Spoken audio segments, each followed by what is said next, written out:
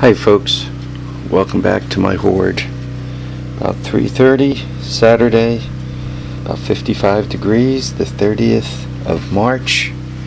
Sunny day here in the Hudson Valley, actually a beautiful day. My batteries are all nice and charged up. So what am I up to today? Well, some of these guys are really good about talking and working at the same time. You know, a lot of these guys, some of them use tripods. Some of them could work with one hand.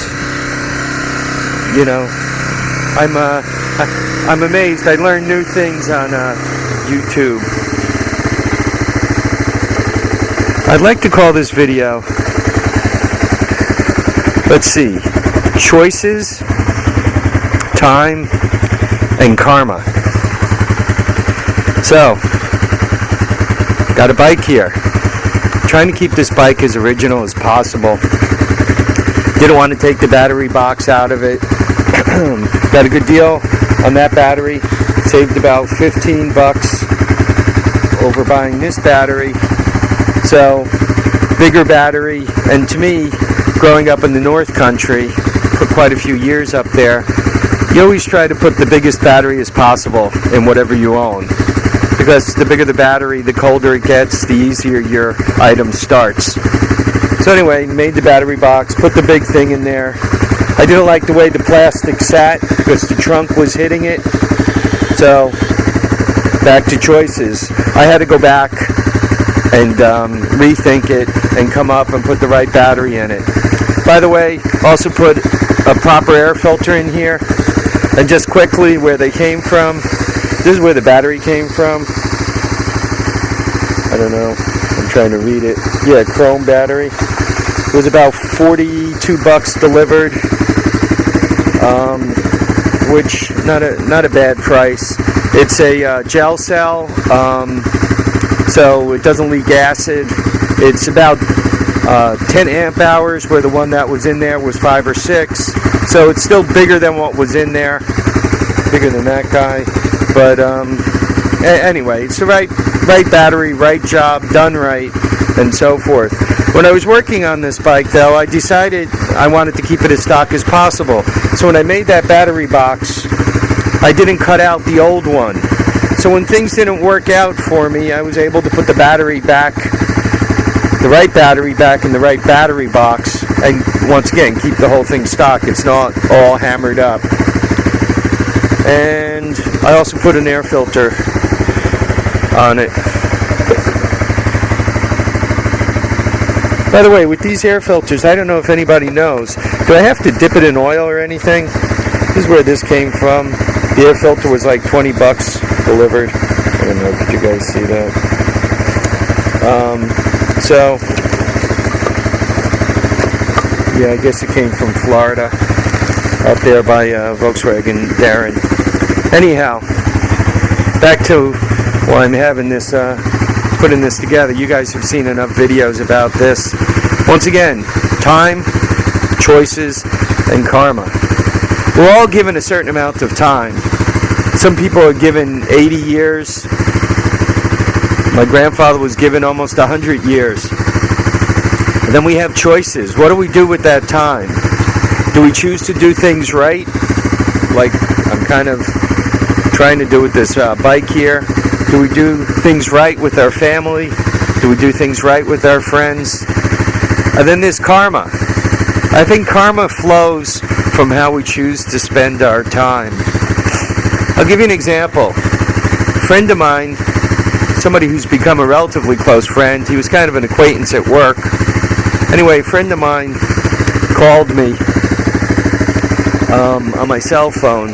We were having a bad storm here. A hurricane was coming through the valley. And it knocked down a tree at his house. And the tree took the power line right off the front of his house. Tore it right off. Ripped it off. So he was without power, and he lives in one of the local cities. So for him to get power, he had to have a licensed electrician reinstall it, inspect his electrical service, and the whole bit. So he was without power for a while. So anyway, we got this storm coming through, messed him up, flooding, the whole bit. And he called me up, and he said, "Dean, could I borrow a generator?" And at the time, I had the Chinese generator and the Generac was broken.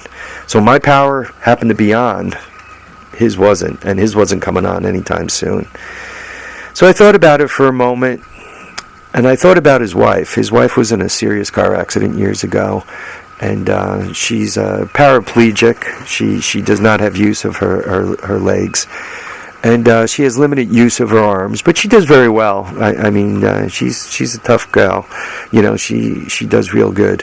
So, and I thought about it, and for a split second, I said, you know, if my power goes out, it's going to suck. Not, you know, me giving away my only generator that's running currently.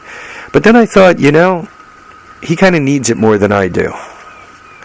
So I said, yeah, come on over. So I gave him the generator, gave him a bunch of gas, gave him a bunch of extension cords, told him to have at it. So he left with the generator and he did what he needed to do. Anyway, considering how bad the storm was and how rural I am, did not lose power. Power stayed on. Had no problem with that. So, anyway, you know, a few years have gone by since then, and he bought a new wife for his car. He has a PT Cruiser that he bought a new PT or newer PT Cruiser for, and he wanted to get rid of the old PT Cruiser. So I asked him. I said, "What do you want for the PT Cruiser?" And he says, "Well, come take a look at it first." And I said, "Well, I know you, and I know the car is perfect, so whatever." Anyway, so he brings the PT Cruiser to work, and I look it over, and the car is perfect. It's better than my cars out here. My newest car out here is the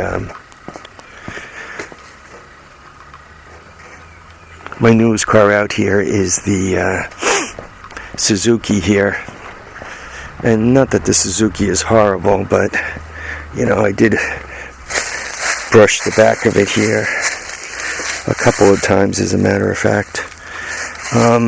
So anyway, I looked the car over, and it's perfect. I mean, it makes this thing look like a rat. It's a 2002, 56,000 or 55,000, 54, whatever it's got on it, but it's perfect.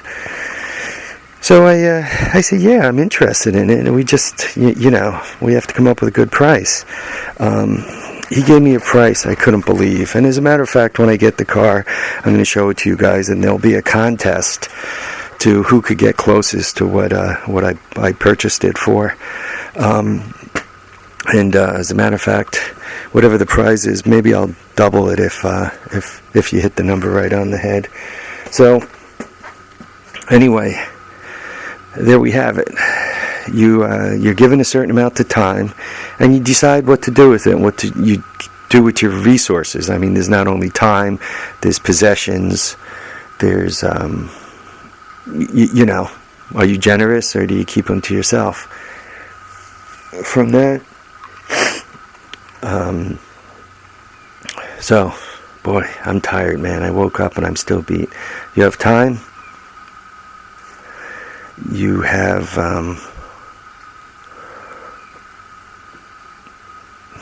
the way you're going to use it, and then comes the karma. So, my time, try to do good things with it.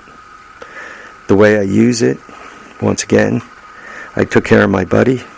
And the karma is he's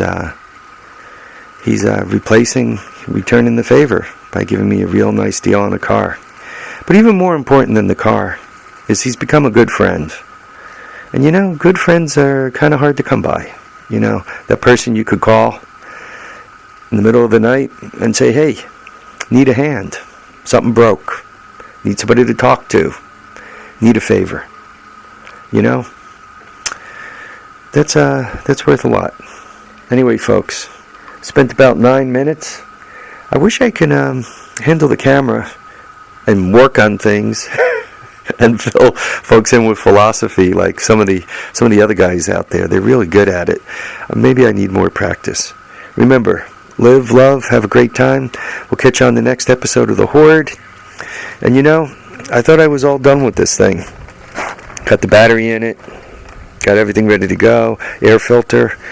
But I'm noticing that if I leave the gas on, it drips. It's going by the float in the carburetor for some reason. It doesn't seem to drip when it's running, but it does seem to drip when it's off. So I got to take the carburetor and go through it a second time. I did a quick run through and everything seemed okay, but that float must be hanging a little bit.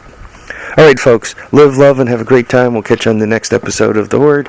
In the meantime, keep your handlebars off the pavement. Thanks.